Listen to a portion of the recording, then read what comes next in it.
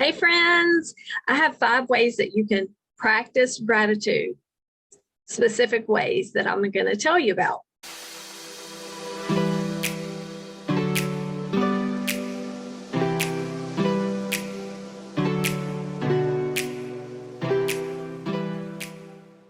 So I'm Evie with Happily Even After, and I help you live your very best life even after hard things have happened. That's right. Even if you think my life is over, I'm too old, I have a dead-end job, I lost my spouse, my marriage, my loved one.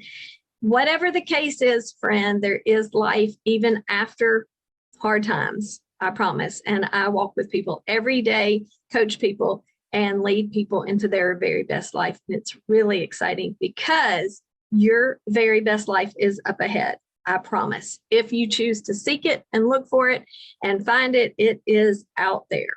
So today I want to share with you 5 different practical ways that you can practice gratitude.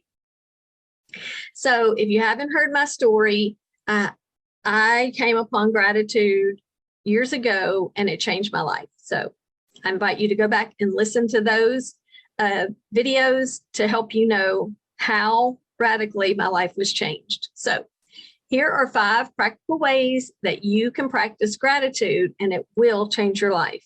So number 1 is get a gratitude jar. So I know when my children were home, we did different ways of practicing gratitude.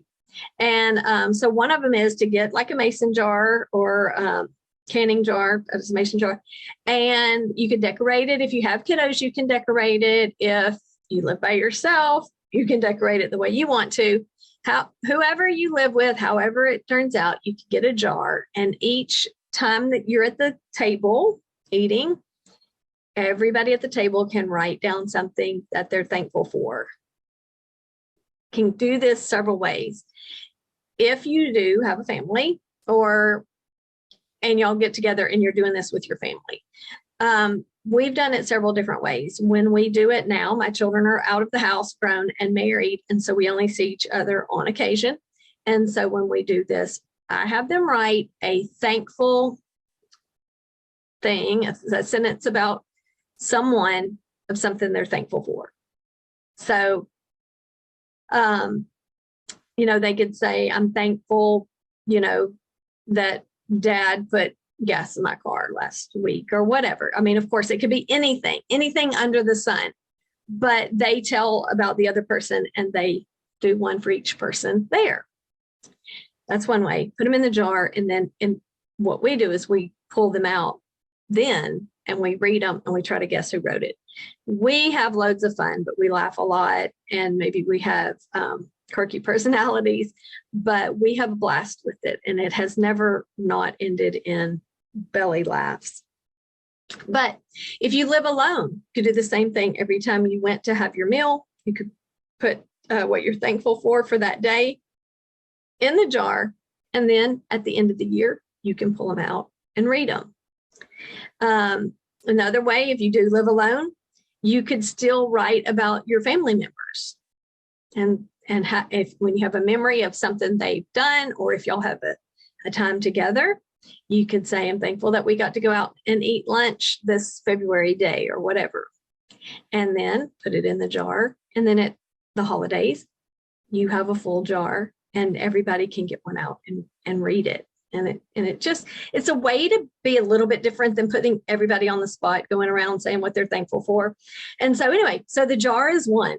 The second thing is write notes. So again, if you live with people in your home, write little sticky notes. Thank you for unloading the dishwasher. Thank you for putting your socks in the laundry. Whatever the case may be, you could give them a little note around the house. How many of you would love to have a little note pop up in your makeup bag? Maybe if you're reading a book and you open the book and there's a thank you. Thanks, Mom, for folding my clothes or whatever. Wouldn't you love that? I know I would. So you can do that for your family members and teach them, and maybe they'll do it back. So that's another way. sticky notes. The other way, this way, we only did this one at Thanksgiving, but it can be done at any holiday, it can be done anytime. But for us, we got a tablecloth, plastic tablecloth, and Sharpie markers. And every Thanksgiving, what I had my children do is copy their hand, trace their hand, and then inside their hand write things they were thankful for. And then we went around the table and they told, one thing, and then we went back around and around until we were done. And I still have the tablecloth, of course. And so now, years later, we have those memories. And we would specifically write down people we were thankful for. And so now when we look back, we can see those people we were thankful for.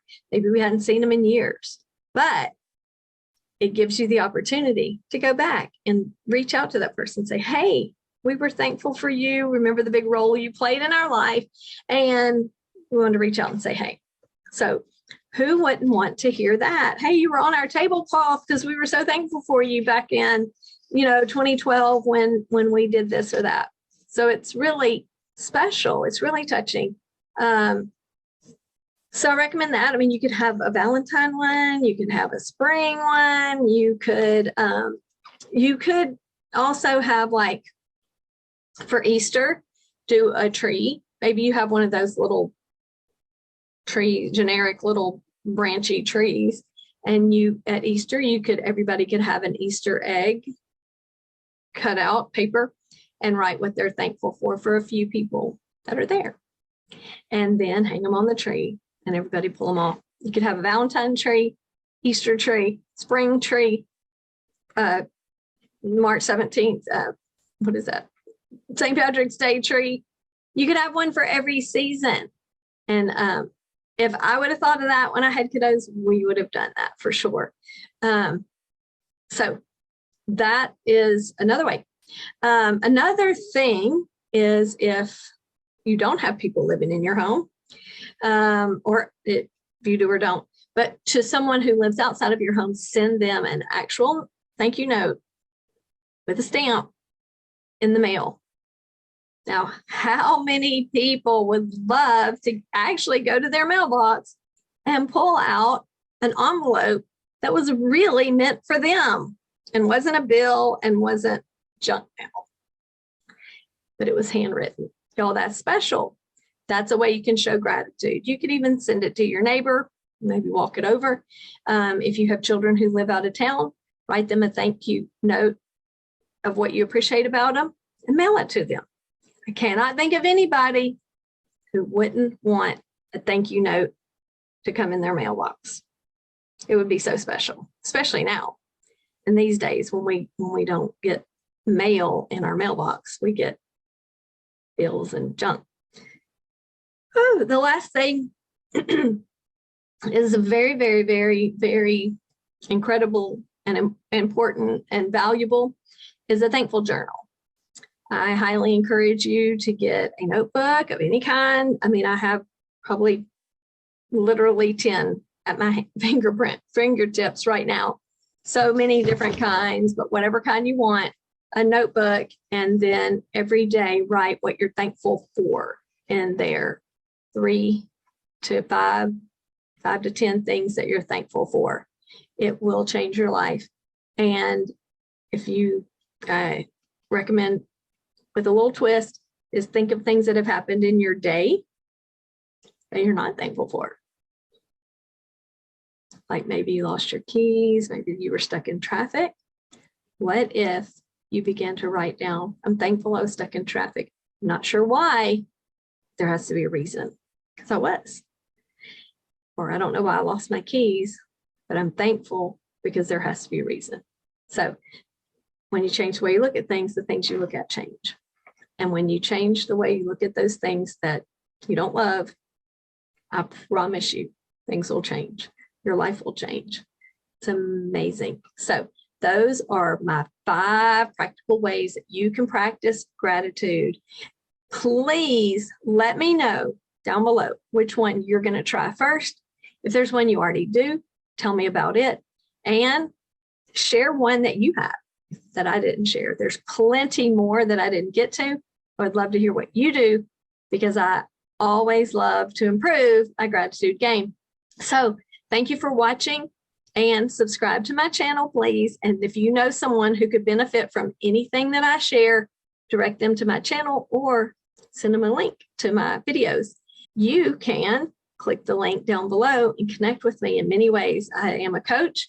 I have courses, I have private sessions, and I would love to help you live your very best life, even after you thought, not sure I have, a great life ahead, but you do. So reach out to me. Let's connect. I want to see you on the other side, friend. Have a great day. Bye.